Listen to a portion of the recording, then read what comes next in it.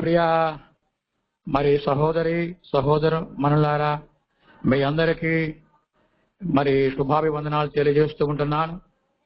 ఈ దినమున నాకు ఇచ్చినటువంటి అవకాశాన్ని సద్వినియోగం చేసుకున్న నిమిత్తము ముందుకు సాగాలని ఆశిస్తున్నాను. ఈ దినమునకై ఏర్పాటు చేయబడినటువంటి పాఠము పేరు భోజనపు బల్ల. భోజనపు బల్ల, అదే ఇంగ్లీష్ లో డైనింగ్ టేబుల్ అని పిలువబడుతున్నది. డైనింగ్ టేబుల్ తెలుగులో భోజనపు బల్ల అని పిలువబడుతూ ఉన్నది. ఈ దినమునకు నేను చెప్పబోతున్నటువంటి పాఠం పేరు భోజనపు బల్ల. మీరు వినబోతున్నటువంటి పాఠం పేరు కూడా భోజనం బల్ల ఉండి ఉన్నది. ఈ భోజనపు బల్ల గురించి క్లుప్తముగా మీకు చెప్పాలని ఆశిస్తున్నాను. దీని గురించి గ్రంథంలో చాలా సంగతులు ఉన్నాయి, కానీ అవన్నీ మనము ఇప్పుడు చూడజాలము. 1 అవర్లో మనం చెప్పజాలము. కనుక మీరందరూ కూడా మరి 6 సంవత్సరాల నుంచి ఆన్లైన్లో ఎన్నో పాఠాలు వింటూ ఉంటున్నారు. కనుక మీకు క్లుప్తంగా చెప్పగలిగితే సరిపోతుందని నేను భావిస్తున్నాను. కనుక ఈ దినమున ఈ అంశానికి సంబంధించిన దానికి ఉపోద్ఘాతముగా 2 రిఫరెన్స్లు చదవబోతున్నాను. అవి మూలవాక్యాలుగా ఈ పాఠానికి సంబంధించినవి. తొలిగా కీర్తన గ్రంథము 128వ కీర్తన 3-4 శరణాలని చదువుదాం. 128వ కీర్తన 3-4 శరణములు. నీ లోగిట నీ భార్య ఫలించు ద్రాక్షావళి వలె నుండును, నీ భోజనపు బల్ల చుట్టూ నీ పిల్లలు ఒలీవ మొక్కల వలె నుందురు. ఈ శరణములో మనకు కావలసినటువంటి భాగము ఏమై ఉన్నదంటే, ఒక ఫ్యామిలీని గురించి తండ్రైన దేవుడు మరి తెలియజేసినటువంటి విషయం కనిపిస్తున్నది. ఆ కుటుంబానికి ఇస్తున్నటువంటి విషయం ఏమిటంటే, నీ భార్య అంటున్నాడు. కుటుంబానికి పెద్ద పురుషుడై ఉంటాడు, 2వ స్థానం భార్యదే. కానీ కుటుంబంలో నిర్వహణ మాత్రం భార్యదై ఉన్నదని మనము మరొక సందర్భంలో గుణవతి అనే దానిలో మనం చూచి ఉన్నాం. కానీ ఇక్కడ ఆ గృహ యజమానికి దేవుడు తెలియజేస్తున్నాడు, నీ భార్య అని రాయబడుతున్నది. ఆ భార్య భర్తలకు పిల్లలు పుడతారు. ఆ పుట్టిన వారి గురించి ఏమని అంటున్నాడు అన్నట్లయితే, ఈ 3వ శరణములో 2వ భాగములో నీ భోజనపు బల్ల చుట్టూ నీ పిల్లలు ఒలీవ మొక్కల వలె నుందురు. ఒలీవ చెట్లతో మొక్కలతో పోలుస్తున్నారు పుట్టేటువంటి బిడ్డలను. భోజనపు బల్ల అంటే ఒక వ్యక్తి వివాహం చేసుకుంటున్నాడు, దేవుడి పిల్లల్ని ఇస్తున్నారు. ఆ పిల్లలతో చక్కగా భోజనము చేస్తున్నట్లుగా పచ్చని మొక్క వలె ఒలీవ మొక్కల వలె ఉంటారు అని తెలియజేస్తున్నాడు. నీకంటూ కుటుంబం ఏర్పడింది, భార్య వచ్చింది, బిడ్డలు వచ్చారు, వాటితో కలిసి చక్కగా భోజనము చేయగలుగుతున్నారు అని తెలియజేశారు. ఈ సదుపాయము ఎవరికి కలుగుతుందని ప్రభు చెప్తున్నాడంటే 4వ శరణములో, యెహోవాయందు భయభక్తులు గలవాడు ఇలాగున ఆశీర్వదింపబడును అని రాయబడింది.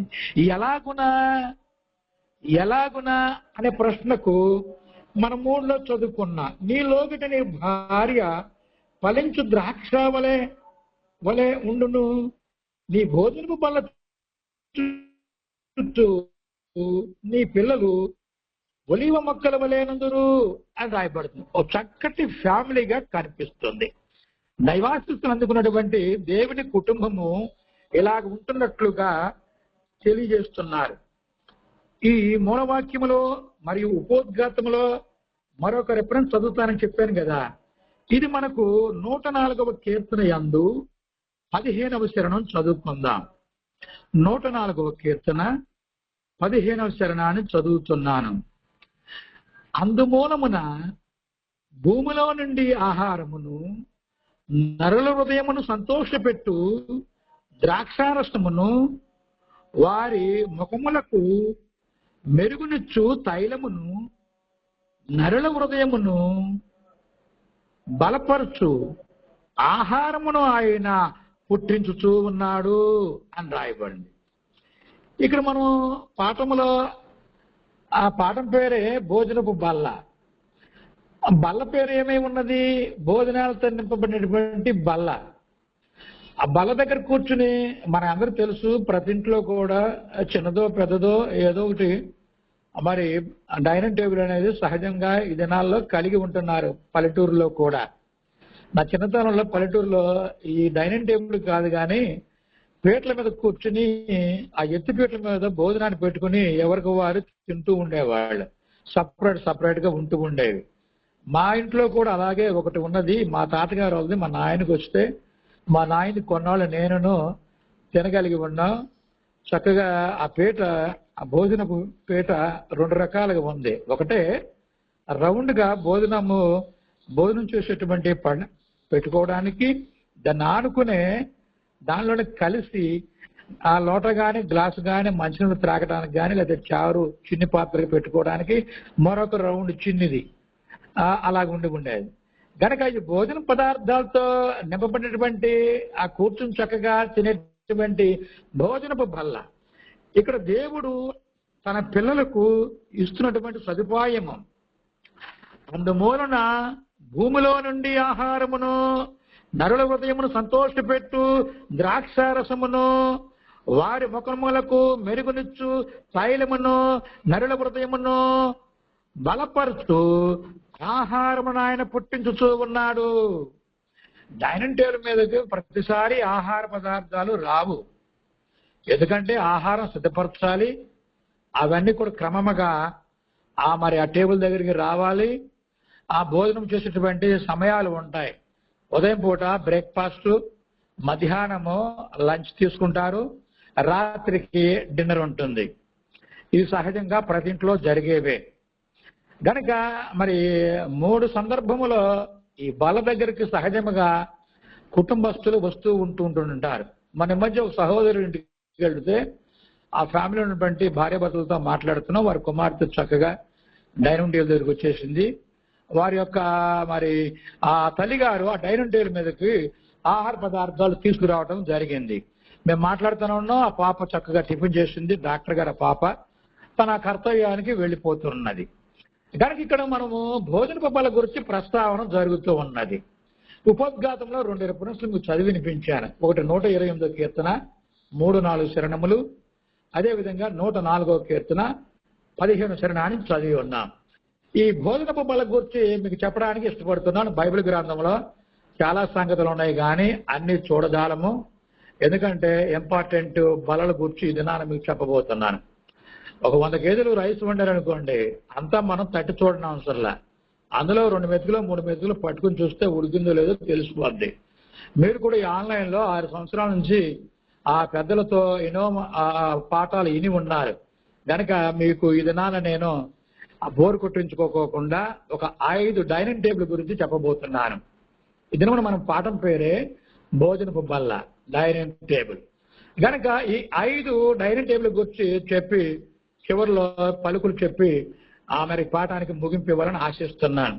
ప్రప్రథమగా మనము అబ్రహాం గారి దగ్గరికి వెళ్ళిపోదాం.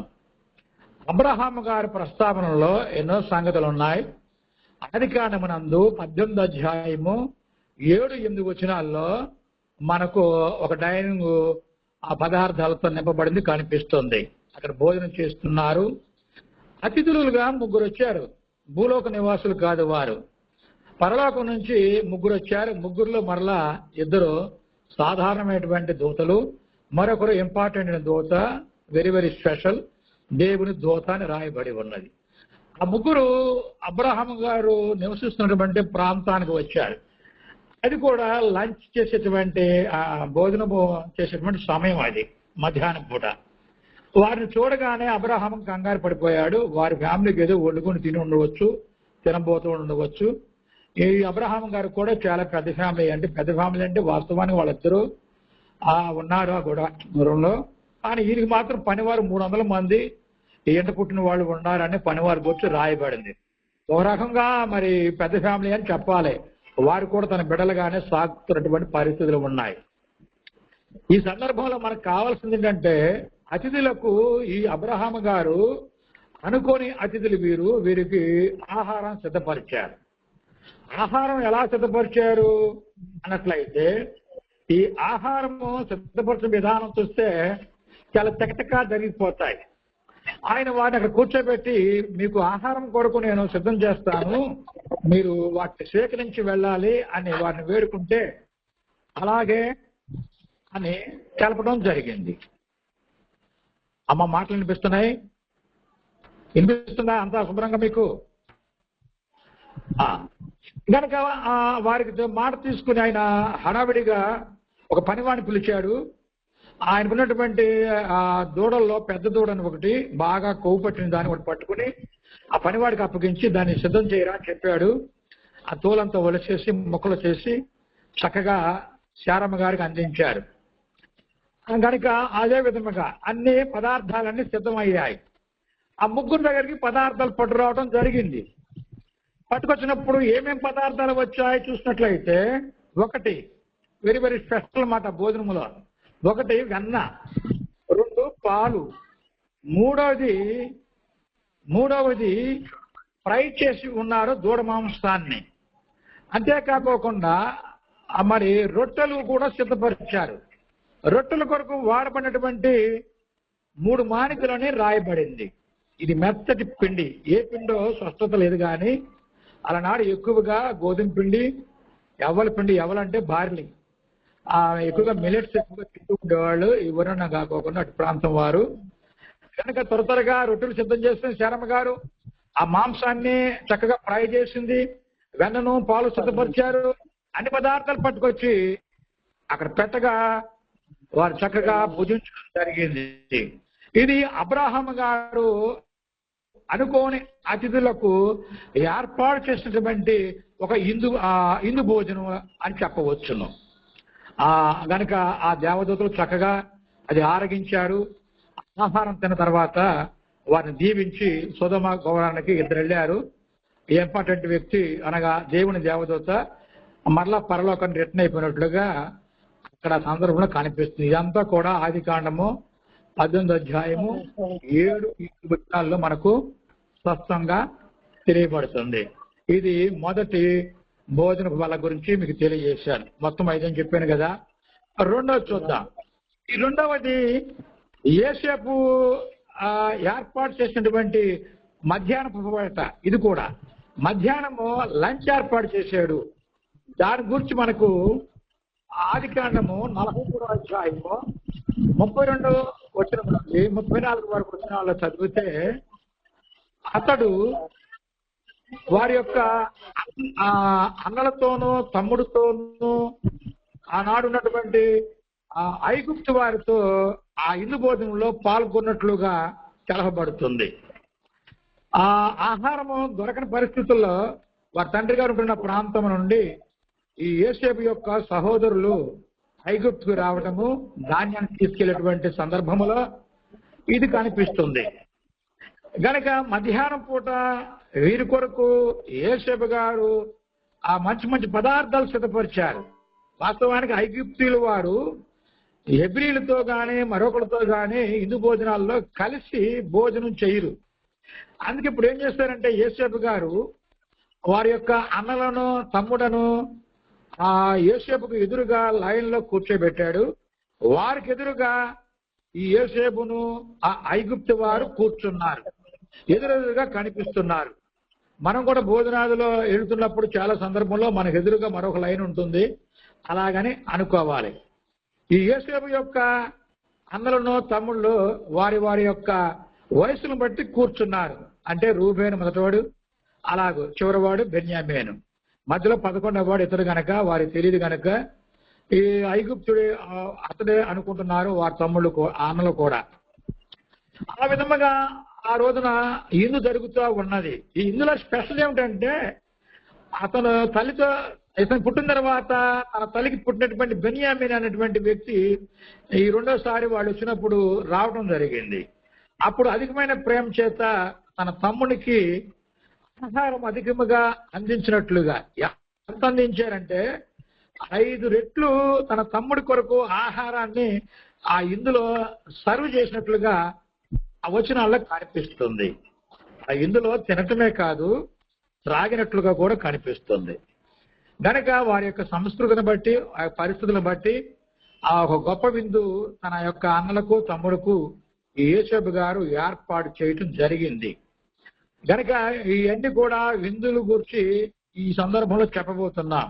ఇది 2వ భోజనపు బల గురించి మనం తెలుసుకున్నాం. త్వరగా తీసుకెళ్తున్నాం మిమ్మల్ని ఇబ్బంది పెట్టగా. 3వది, దావీదుకు కూడా అలాగే ఆ విందు చేసే టేప్ ఉంది. దావీదుకు కూడా, దావీదుకు చాలా మంది భార్యలు ఉన్నారు. సందర్భంలో 6 రాయబడింది. వీళ్ళే కాకుండా ఉపపత్నులని కూడా ఉన్నది. ఆ ఉపపత్నులనే వాడి కుమారు కూడా మరి బహిరంగంగా వారితో ఉన్నట్లుగా కూడా కనిపిస్తుంది. భార్యలు, ఉపపత్నులు, వారి పిల్లలు, వారి ఫ్యామిలీ అంతా కూడా పెద్ద ఫ్యామిలీ దావీదుది. అంతేకాదు బెత్లెహేము నుండి అంటే ఎబ్రోన్ నుండి వీళ్ళు ముఖ్యమైనటువంటి బంధువులు కూడా ఈయన దగ్గరే ఉంటున్నారు. ఒక రకముగా ఇంపార్టెంట్ వ్యక్తులందరూ కూడా దావీదు చేసేటువంటి భోజనపు బల దగ్గరకు వచ్చేటువంటి పరిస్థితులు ఉన్నది. మా మాటలు వినిపిస్తున్నాయి, మీరు సైలెంట్ గా ఉండాలి. కనుక ఇవన్నీ కూడా 2వ సమూయేలులో 9వ అధ్యాయము 11, 13 వచనాల్లో కనిపిస్తాయి. ఈ సందర్భంలో ఏమిటంటే విషయము, దావీదుకును యోనాతానికి మంచి స్నేహం ఉంది. ఈ ఇద్దరు బావబామర్దులే. సౌలు కుమారుడు ఈ యోనాతాన్ అనేటువంటి వాడు, ఆ మొదటి కొడుకు సౌల్లో. వీళ్ళిద్దరు మంచి స్నేహితులు. కనుక అందుని బట్టి ఆ యుద్ధంలో అతను చనిపోవడం జరిగింది యోనాతాన్. అతనే కాదు, ఆయనతో పాటు మరొక 2 తమ్ముళ్ళు చనిపోయారు. వారి తండ్రి గారు చనిపోయారు. ఆ తర్వాత ఇంకొక లాస్ట్ వాడు ఉన్నాడు, 4వ వాడు. అతను కూడా చనిపోవడం జరిగింది. ఇష్బోషేతు తన పేరు. కనుక ఒక రకంగా చూస్తే సౌలు ఫ్యామిలీలో చాలా మంది చనిపోయారు, ఎవరు మిగలలేదు. ఎంక్వైరీ చేశారు దావీదు సందర్భంలో. ఆ సందర్భంలో ఏమై ఉన్నదంటే, యోనాతానికి సంబంధించిన వాడు ఒకడు ఉన్నాడండి, అతని పేరు మెఫీబోషెతు అనేవాడు ఉన్నాడని చెప్తాడు. అతన్ని పిలవనంపిస్తాడు. పిలిచినప్పుడు అతను చాలా భయపడుతూ ఉంటుంటాడు. అరే బాబు, నువ్వేం భయపడిన అవసరం లేదు, భయపడవాకు, నీవు ఇక్కడ నుండి నా దగ్గర నేను తింటున్నటువంటి భోజన పదార్థాలన్నీ నువ్వు తినవచ్చు. అక్కడ ఈ వచనాల్లో ఏమని రాయబడిందంటే, 2వ సమూయేలు 9వ అధ్యాయము 11, 13 వచనాల్లో ఏమని రాయబడిందంటే, రాజకుమారులతో పాటు ఈ మెఫీబోషెతు కూడా భోజనాలు చేస్తున్నాడని రాయబడింది. ఎంతకాలము? అతను బ్రతికినంత కాలాన్ని ఏమన్నారంటే సదాకాలము. సదాకాలం అంటే అతని జీవితాంతం అని అర్థం చేసుకోవాలి. అతని జీవితాంతం కూడా దావీదు యొక్క డైనింగ్ టేబుల్ మీద పదార్థాలు భుజించే అవకాశము అతను కల్పించబడింది. ఎందుకు కల్పించాడు దావీదు తన కొడుకులతో పాటు భార్యలతో పాటు మరి తినేటువంటి అవకాశం అంటే, తన ముఖ్య స్నేహితుల్లో యోనాతానుని గుర్తు చేసుకుని వారి భూములు ఇతనికి ఇప్పించాడు. ఇతని సంరక్షణ కూడా ఇతడే చూసుకుంటున్నాడు. ఈ సందర్భంలో దావీదు యొక్క భోజనపు బల మీద ఈ మెఫీబోషెతు అనేవాడు భోజనం చేసే అవకాశము కల్పించబడి ఉన్నది. రాజభోజనం అంటే సామాన్యమా? చాలా రకరకాల పదార్థాలు అక్కడ ఏం వండించి పెట్టారో కానీ మనకు ఎవరు లేదు. అప్పుడు మనం 3 చూసాము భోజనపు బలలో. 4వది ఇంపార్టెంట్ భోజనం బలం మనం చూడబోతున్నాం. అసలు ఇతని గురించే ఇవన్నీ కూడా తీసుకొచ్చాను. ఈ దినమున చెప్తున్నటువంటి అంశం కూడా ఆ సొలొమోను డైనింగ్ టేబుల్ చెప్పాలని ఆశించాను. అది ఒకటే కాకపోకుండా ఇంకా కొంతమందిని యాడ్ చేస్తే బాగుంటుందని చెప్పి ఇప్పటి వరకు ఈ 3 చెప్పాను. ఇప్పుడు సొలొమోను గారు 4వ వాడు.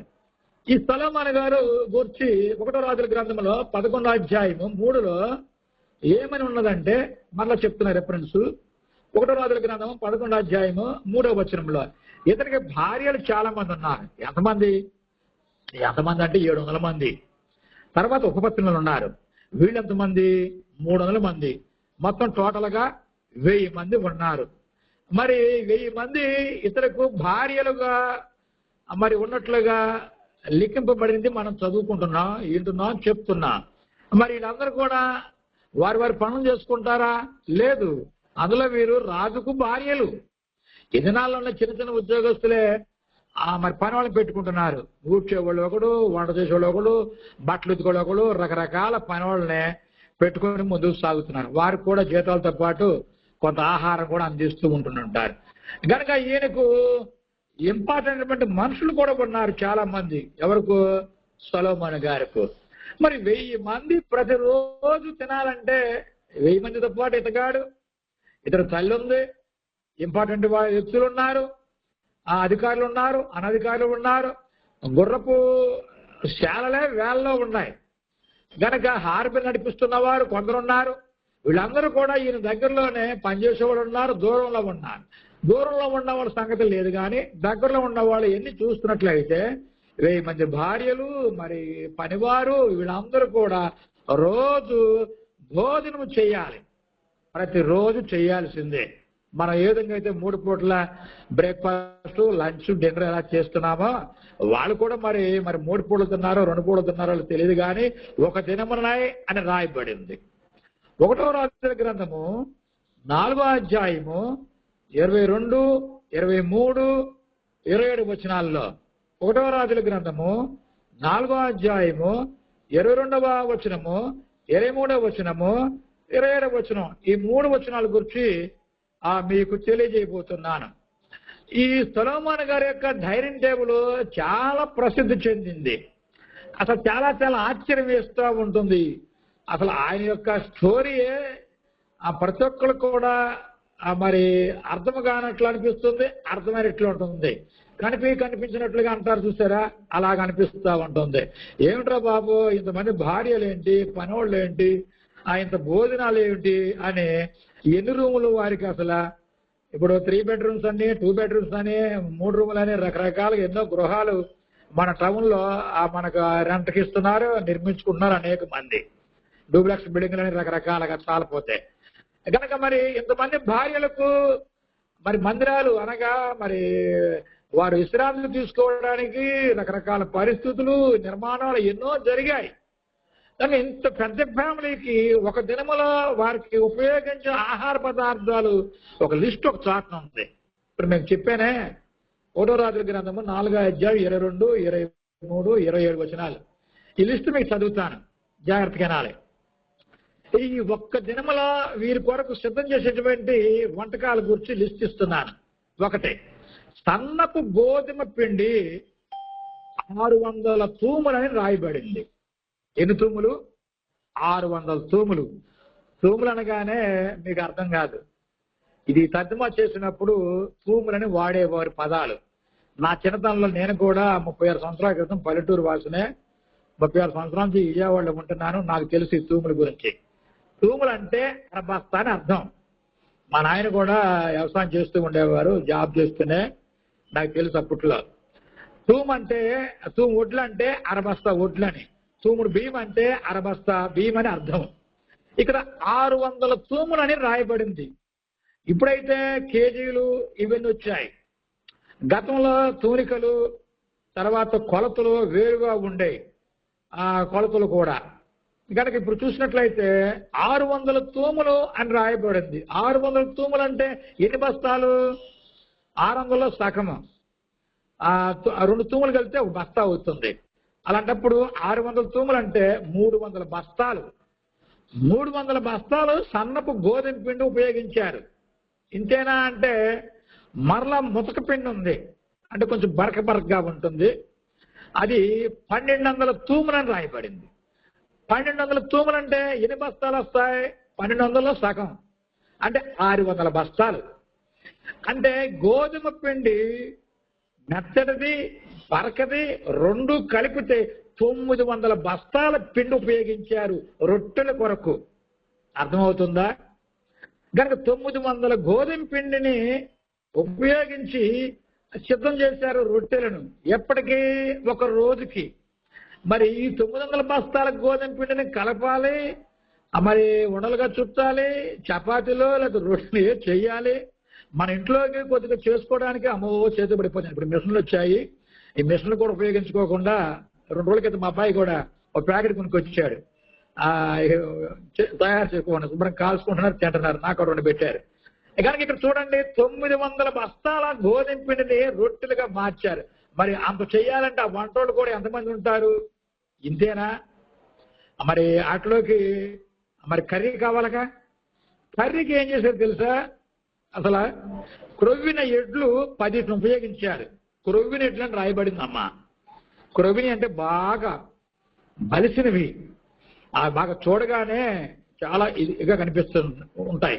మనకు ఒంగోలు గిత్తల గురించి తెలుసు, వాటిని చూస్తుంటేనే చాలా ముచ్చటేస్తుంది. వాటిని కోసి తినేవాడికైతే అది వాడు ఆలోచన వేరుగా ఉంటుంది. ఇక్కడ క్రొవ్విన ఎడ్లని రాయబడ్డాయి. ఎన్ని? 10. సాదా ఎడ్లని రాయబడిందంటే 20 అని రాయబడింది. కొవ్విన ఎడ్లేమో 10, సాధారణమైన ఎడ్లు 20, మొత్తం 30 ఎడ్లను ప్రతిరోజు 30 ఎడ్లను ఉపయోగించేవారు. ఇంతే కాదండోయ్, గొర్రెలు బాగా బలిసిన గొర్రెలు 100 గొర్రెలను ఉపయోగించారు. ఇంతటితో ఆగలేదయ్యో, మళ్ళీ ఏమేమి తెలుసా? ఎర్ర దుప్పులు, ఎర్రటి దుప్పులు, తర్వాత సాదా దుప్పులు అంటే ఎరుపు కాకోకుండా మరొక రకరకాల కలర్స్ లో ఉన్నటువంటి దుప్పులు, ఎర్ర దుప్పులు, ఆ తర్వాత దుప్పులు, 3వది జింకలు, 4వది క్రొవ్విన బాతులు. అబ్బా చూడండి, పైనుంచి మరలా చెప్తున్నాను మీకు.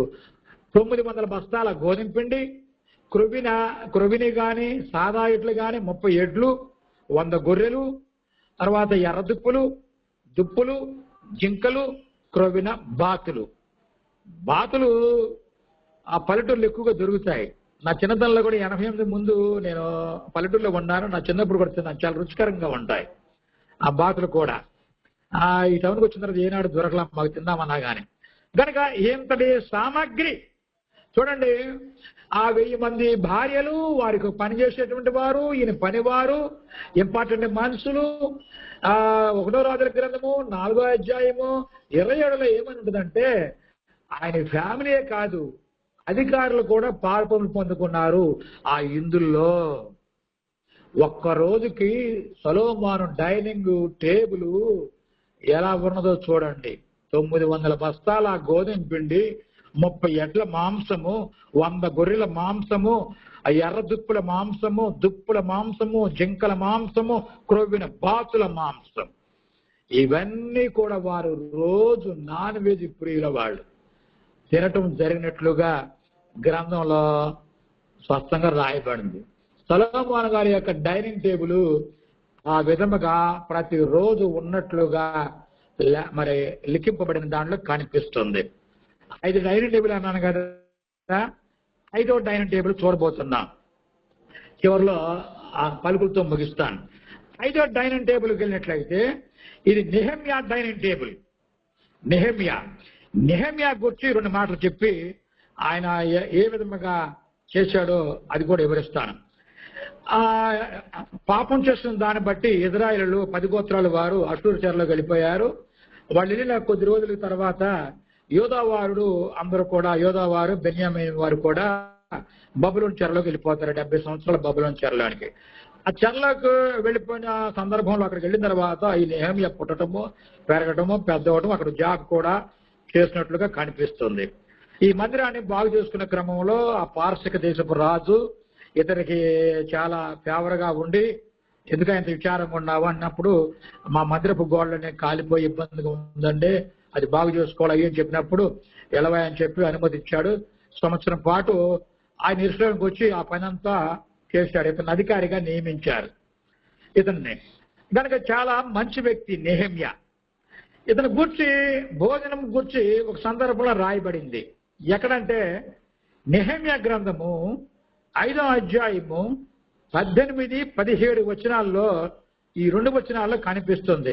18 ఎందుకు ముందు పెట్టావు, మరి 17 ఎందుకు పెట్టావు అని మీరు అనుకోవచ్చు. కనుక మీకు చదివితే తెలుస్తుంది ఎందుకు పెట్టాను అనేది.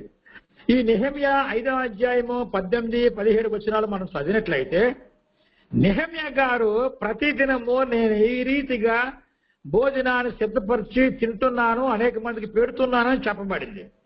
ఆయన తింటమే కాదంట, కొంతమందికి ఆ భోజనము అందిస్తున్నాడు.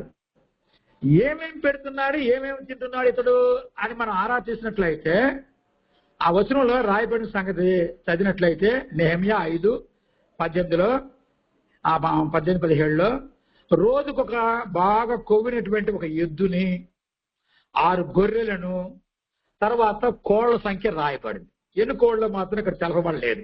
అవి నాటుకోళ్ళు అయి ఉంటే, మనకు ఇప్పుడు నాటుకోళ్ళు కూడా దొరుకుతున్నాయి కదా, కేజీ 750కి అంత దొరుకుతున్నట్లు ఉన్నాయి ఈ బెదవాళ్ళలో. కనుక ఆయన యొక్క ప్రతిరోజు ఒక ఎద్దుని వధించేవారు, దాని మాంసాన్ని, తర్వాత 6 గొర్రెలను, కోళ్లను, తర్వాత 10 రోజులకు ఒకసారి ఒక చక్కటి ఇందు జరిగేది. ఏమా ఇందు అన్నట్లయితే 10 రోజులకు ఒకసారి ద్రాక్షారసంతో ఇందు జరిగేది. ద్రాక్షారసంతో చాలా మంది ప్రత్యేకంగా కొన్ని సందర్భంలో వైన్ తీసుకుంటుంటారు. వీళ్ళ కల్చర్ లో ఎక్కువగా ద్రాక్షాలు ఉపయోగించేవారు. అప్పటికప్పటికి వాటిని స్వీకరించినట్లయితే రసముగా మనం ఏ విధంగా అయితే ద్రాక్షాలను జ్యూస్ చేసి తాగుతున్నాం అలా తాగేవాళ్ళు. అది నిల్వ ఉంచినట్లయితే మద్యముగా మార్చబడేది. వారి యొక్క మరి దైనందిన జీవితాలలో, వివాహాల్లో, వాటిలో వీటిలో కూడా దాన్ని ఉపయోగిస్తూ ఉన్నారు. మీకు తెలుసు, కొత్త నిబంధనలో ప్రభువైన యేసుక్రీస్తు వారు కూడా కానాను ఇందుకు వివాహానికి వెళ్ళినప్పుడు కూడా అవన్నీ జరిగినట్లుగా మనం చూడగలుగుతున్నాం. కనుక 10 రోజులకు ఒకసారి వీరికి ద్రాక్షారసముతో విందులు జరిగాయని తెలపబడింది. ఈ నెహెమ్యా 5:18-17 వచనంలో అసలు ఎందుకు ఎంతమంది ఆ ఇందులో పాల్గొనే వాళ్ళు 10 రోజు ఆ నెహెమ్యా యొక్క ఇందులో అన్నట్లయితే 3 ప్రస్తావనలు వచ్చాయి. ముగ్గురు అంటే కాదు సుమా, అన్యులంటే దేవుని పిల్లలు కానటువంటి వారు. రెండవది యూదులు, ఎదగాడు కూడా ఆ యూదులకు సంబంధించిన వాడే. మూడవది అధికారులు. ఎవరి అధికారులు? పారసిక దేశపు ఆ రాజుకు పన్నులు ఇవన్నీ కూడా కలెక్షన్ చేసేటువంటి సందర్భము. ఆ ప్రాంతానికి పరిపాలకులుగా మరి ఇంపార్టెంట్ అధికారులు. వీళ్ళందరితో వీళ్ళ స్నేహమే. ఎందుకంటే ఇతను కూడా బాధ్యత కలిగిన గవర్నర్ పోస్ట్ కూడా నిర్వహిస్తున్నాడు నెహెమ్యా. వీళ్ళందరూ టోటల్ గా చేసినప్పుడు ఎంతమంది వచ్చారంటే కౌంట్ చేస్తే 150 మంది, 150. 150 మందికి నెహెమ్యా రోజు భోజనం పెడుతున్నాడయ్యా, రోజు పెడుతున్నాడు. ఏమి ఆ భోజనము? పచ్చడి మెతుకులా కాదు, చక్కటి మంచి మాంసం, శ్రేష్టమైన మాంసం ప్రియులకు నిజంగా బైబిల్ గ్రంథమందు ఈ పశు మాంసం గురించి బాగా రాయబడి ఉంది. కనుక వారి యొక్క దైనందిన జీవితంలో ఎక్కువగా పశువులను ఉపయోగించేవాళ్ళు, గొర్రెలను ఉపయోగించేవాళ్ళు. స్పెషల్ ఐటమ్ గా కోళ్లు, దుప్పులు, జింకలు, బాతులు మనం చదివాం కదా, ఇవి స్పెషల్ గా ఉండేవి. కనుక ఈ నెహెమ్యా అతిథులు 150 మందికి, అన్యుల్లో కొంతమంది, యూదుల్లో కొంతమంది, అధికారులు కొంతమంది, ఆయన ఫ్యామిలీ, మొత్తం 150 మందికి ఆయన డైనింగ్ టేబుల్ మీద ప్రతిరోజు భోజనాలు ఏర్పాట్లు జరిగాయి. ఇలా చెప్పుకుంటూ పోతే చాలా సంగతులు ఉన్నాయి, కానీ మనం అటువంటి జోలికి వెళ్ళలేము. కనుక చివరి పలుకులు చదవబోతున్నాను. చివరి పలుకులు పాఠం ముగింపుకు వస్తుంది. 3-4 రిఫరెన్స్లు చదువుతాను. సామెతల గ్రంథం నందు 13వ అధ్యాయము 25వ వాక్యంలో ఏమని రాయబడిందంటే, ఇప్పుడు 5 డైనింగ్ టేబుల్ చూసి వచ్చాం కదా మనం. ఈ 5 డైనింగ్ టేబుల్ అంత పుష్కలముగా, అంత ఖరీదైన భోజన పదార్థాల వారికి ఎలా వచ్చాయో ఇక్కడ మనకు అర్థమైపోద్ది ఈ వచనములో. సామెతలు 13:25వ వాక్యంలో ఇది 2 భాగాలు. మొదటి భాగం, నీతిమంతుడు ఆకలి తీర భోజనము చెయ్యును. నీతిమంతుడు ఆకలి తీర భోజనము చేయును అని రాయబడింది. ఒకసారి ఒక పెద్దయ్య గారు వారు ఒక గృహాన్ని ఆవిష్కారం చేసుకుంటున్నప్పుడు పిలిస్తే అందరితో పాటు నేను పోయా. అప్పుడు నేను అంతగా వాక్యాలు చెప్పేవాడిని కాదు, ఒక అయ్యగారి దగ్గర ఉంటూ ఉండేవాడిని. అది రాత్రిపూట. జనం చూస్తే బాగా వచ్చారు. వస్తే ఆ అయ్యగారు అంటున్నాడు కదా, జనం బాగా వచ్చారు కనుక పదార్థాలు కొంచెమే తయారు చేసి అందరూ టిఫిన్ లాగా చేసి వెళ్ళండి. రాత్రి భోజనం టిఫిన్ లాగా ఎలా చేయగలం అసలు? అందులో భోజనం కడుపు నిండా లేకపోతే రాత్రులు నిద్రపోవటం ఎవరికైనా. కనుక నేనైతే ఎస్కేప్ అయిపోయా. ఈ టిఫిన్ లాగా తినలేలా బాబా అని దగ్గరలో మా ఇల్లుంటే మా ఇంటికి పోయి చక్కగా భోజనం చేయడం జరిగింది. కనుక ఏదైనా కానీ మిగిలేటట్లుగా భోజనాలు సిద్ధపరచుకోవాలి. ఒక అంచనా అవసరము. అదే పెద్దయ్య గారి పేరే కానీ ఆ పేరు గొప్ప ఊరు దింపనట్లుగా ఉండకూడదు. ఇటీవల ఆయన చనిపోయాడు, భూలోకంలో లేడు. గనక నీతిమంతుడు ఆకలి తీరా భోజనము చేయును. అతడే కాదు, అనేక మందికి భోజన పదార్థాలు కూడా అతడు అందించగలడు. అదే వచనంలో 2వ లైన్లో ఏముంటుందో తెలుసా? భక్తిహీనుడు ఆకలితో ఉండును. భక్తిహీనులకు ఆహారము, సమృద్ధైన ఆహారం అంతగా దొరకదని తెలపబడుతుంది. ఒక సందర్భంలో దీన్ని సపోర్ట్ చేస్తూ మరొక సందర్భంలో ఒక మాట ఉంది. ఏంటంటే, సింహం పిల్లలైనా కానీ ఆకలి కొని ఉంటాయేమో కానీ దేవుని పిల్లలు ఆకలితో లేమితో ఉండనివ్వడు దేవుడు అని చెప్పి మరో చోటన రాయబడి ఉన్నది. మరో చోటన ఏముంటుందంటే, దేవుడైన యెహోవా తన గుప్పులు ఇప్పి ప్రతి జీవికి ఆహారము అందించును అని రాయబడింది. ఈ సామెతలు మనం ఇప్పుడు చూస్తున్నాం కదా. నీతిమంతుడు ఆకలి తీర భోజనాలనే చేస్తాడని రాయబడింది. చూడండి, దావీదు ఎంతో నీతిమంతుడు, సొలొమోను కూడా నీతిమంతుడే, చివరిలో తన భార్యలు పాడు చేశారు. అలాగే నెహెమ్యా ఎంతో నీతిమంతుడు, అబ్రహాము ఎంతో నీతిమంతుడు. కనుక యోసేపు ఇక చెప్పనవసరం లేదు, ఫలించే మరి ఆ వ్యక్తి అతడు. కనుక ఈ నీతిమంతులు వారే కాదు, అనేకులకు ఆహార పదార్థాలు పెట్టారు. డబ్బిచ్చినా, నగలిచ్చినా, బట్టలిచ్చినా చాలు సరిపోతాయి అనరండి ఎవరైనా కానీ. అదే ఆహార పదార్థాలు అందిస్తే చాలు అంటారు. గనక ఈ కడుపార తినేటువంటి సౌకర్యము, నీతిమంతుడు ఆకలి తీరా భోజనము చేయును, భక్తిహీనుడు ఆకలితో ఉండును. చివరి పలుకుల్లో 2వది కీర్తన గ్రంథము 22వ కీర్తన 26వ శరణం ఏం స్పష్టం చేస్తుందంటే, దీనుడు భోజనము చేసి తృప్తి నొందెదరు. వింటున్నారా? ఇక్కడ మేడల మిద్దులు లేకపోతే ఏదేదో బ్యాంక్ బ్యాలెన్స్ ఏనేని కాదు. దీనులు కూడా చూడండి భోజనము చేసి తృప్తి పొందుదురు అని రాయబడుతుంది. దీనులు నిజముగా దేవుడు నమ్ముకున్న వారు ధనవంతులే ఉండనవసరం లేదు. మరి దీనులకు కూడా దేవుడు చక్కటి ఆహారాన్ని సదుపాయాన్నే ఏర్పాటు చేస్తున్నాడు. అది కూడా సంతృప్తికరమైనటువంటి భోజనముగా ఎంచబడుతుంది. ఆ పలుకుల్లో చివరి పలుకుల్లో 3వది రోమీయులకు రాసిన పత్రిక 12వ అధ్యాయం 20వ వచనంలో ఇక్కడ మరి శత్రువులు కనిపిస్తారు. విశ్వాసులకు శత్రువులుగా ఎవరు ఉండకూడదు. వాస్తవానికి వాళ్ళు మనం తిట్టారే తిద్దాము, వాళ్ళు మనం కొట్టారే కొట్టుదాము, వారు మనకేదో నష్టం చేశారే వారికి నష్టపరుద్దాము అనేటువంటి మాటలు ఉండకూడదు. రోమాపత్రిక 12:20 రాయబడిందంటే, నీ శత్రువులకు ఆకలి కొనినప్పుడు ఆహారాన్ని పెట్టయ్యా అని రాయబడింది. నీ శత్రువులు ఆహారం కొనుక్కున్నప్పుడు ఆహారాన్ని పెట్టమని తెలపడం జరిగింది. అలా ఆహారం లేక మరి ఖాళీ కడుపుతో ఉంటే నువ్వు సంతోషంతో ఉండకూడదు. నువ్వు నీ ఫ్యామిలీ తినడానికి ముందుకు వెళ్ళకూడదు. వాళ్ళకి కొంచెము ఆహారాన్ని కూడా అందించాలని తెలియజేస్తున్నాడు. గనక వారికి దాహం అయినప్పుడు కూడా మరి దాహం తీరడానికి నీరును కూడా ఇవ్వమని చెప్పబడింది. అలాగూ విశ్వాసులకు ఈ కొత్త చట్టంలో తండ్రిని దేవుడు ఇస్తున్నాడు. మనకు అనేక మంది శత్రువులు అంటే మనమేం చేసుకోవాల్సిన శత్రువులుగా అనేక మంది అయిపోతారు. ముఖసూటిగా పోయేవాడు, నీతిగా బ్రతికేవాడు, యథార్థంగా జీవించేవాడికి అనేక మంది శత్రువులు ఉంటారు ఇంత బయట. అలాంటి సందర్భంలో వాళ్ళందరూ మనం ప్రేమించవలసిన వారమే ఉన్నాం. అందుకేమంటా అంటే, నీ శత్రువుల దగ్గర కూడా నీకు భోజనం ఏర్పాటు చేశాను అన్నాడు. చూసారా, రివర్స్ లో కనిపిస్తుంది. ఇక్కడ మనకి విశ్వాసులకు ఏం చెప్తున్నాడంటే, నీ శత్రువులు ఆహారము లేక ఇబ్బంది పడితే ఆహారాన్ని అందించు, దాహం లేక తీరడానికి నీళ్లు లేని సందర్భంలో మరి నీళ్లు కూడా దాహాన్ని తీర్చుకోవడానికి నీరు ఇవ్వవయ్యా అంటున్నాడు. అలా చేయమంటున్నాడు.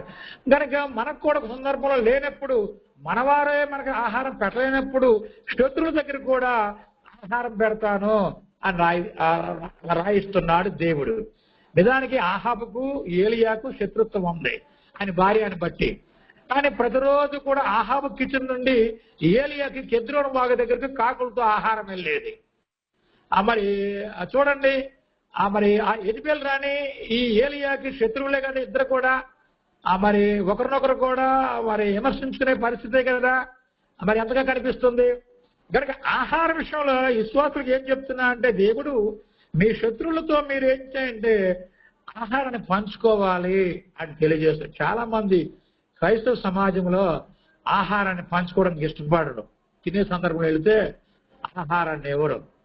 ఒక అతను ఒకసారి వాక్యం చెప్పడానికి పిలిచాడు. మాతో పాటు కొంతమంది వచ్చారు. కొంతమంది చేశారో ఏమో కానీ ఒక అతనికి, ఆయన కూడా పాస్టర్ గారే, ఆయనకి ఒక 20 రూపాయలు ఇచ్చి ఆ ఇంటి ఆయన పంపించేశాడు. నాకు ఎంతో బాధేసింది.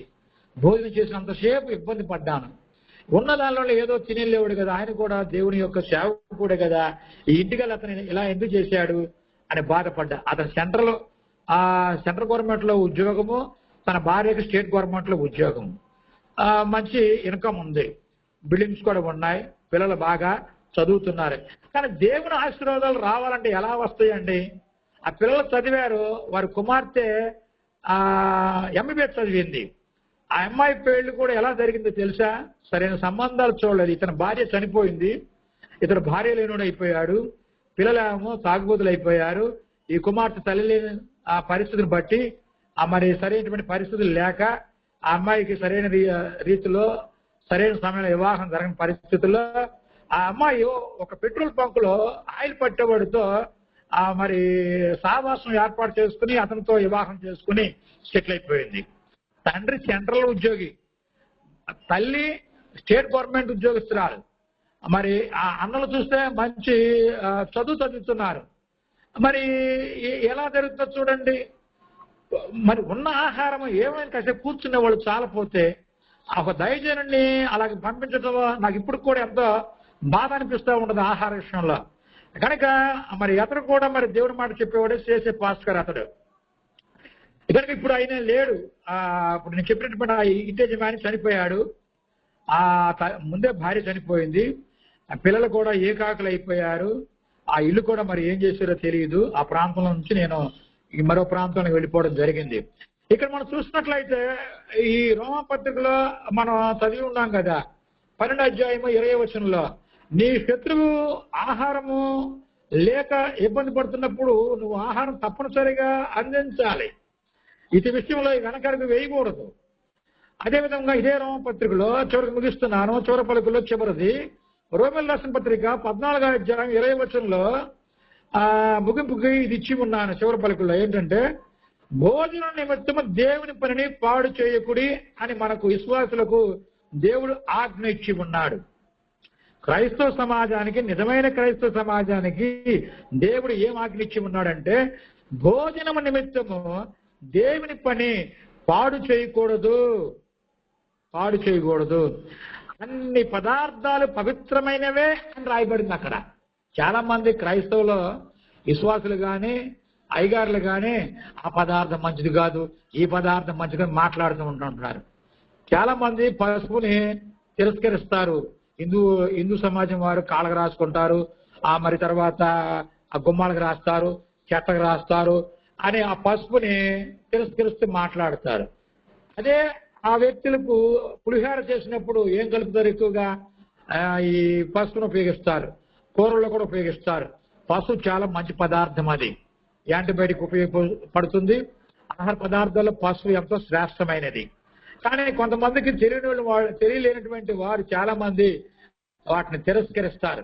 నాకు తెలిసిన ఒక పాస్టర్ గారు ఉన్నారు మా ఏరియాలోనే, ఇప్పుడు బతికే ఉన్నాడు. అతడు పీతం తినడంట, ఇప్పుడు కూడా పీతం తినడంట. రకరకాల జంతువులు తినడానికి చాలా మంది చెప్తూ ఉంటుంటారు. నిజమైన క్రైస్తవులకు ఏంటంటే ప్రతి పచ్చని మొక్కలు కూడా, ఆకులు కూడా ఆహారమే అని రాయబడి ఉంది. కనుక తినగలిగిన వాడు తినవచ్చు, తినలేని వాళ్ళు తినే వాళ్ళని ఇబ్బంది పెడుతూ మాట్లాడకూడదు, దేవుని పని పాడు చేయకూడదు. పలానా వాడు ఇలా తింటున్నాడు, పలానా వాడు ఇలా తింటున్నాడు అని కామెంట్ చేస్తూ రకరకాలుగా మాట్లాడుతుంటుంటారు సంస్కారం లేకోకుండా. తినగలిగితే తిను, లేకపోతే ఊరుకో. అంతేగాని నువ్వు తినకోకుండా మరి ఉండగలిగితే ఆ తినేటువంటి వారిని అలాగ అనటం ఎందుకు? ఇక్కడ మనకు ఆజ్ఞ ఏమిస్తున్నాడు? ఈ బోధ చేసే వ్యక్తులకు కానీ విశ్వాసులకు కానీ రోమపత్రికలో 14వ అధ్యాయం 20లో భోజనము నిమిత్తము దేవుని పనిని పాడు చేయకూడదు. అన్ని పదార్థములు పవిత్రమైనవే. దేవుని నామమునకు స్తోత్రములు. మీ అందరికి వందనములు. పాఠం ఇంతటితో సమాప్తము.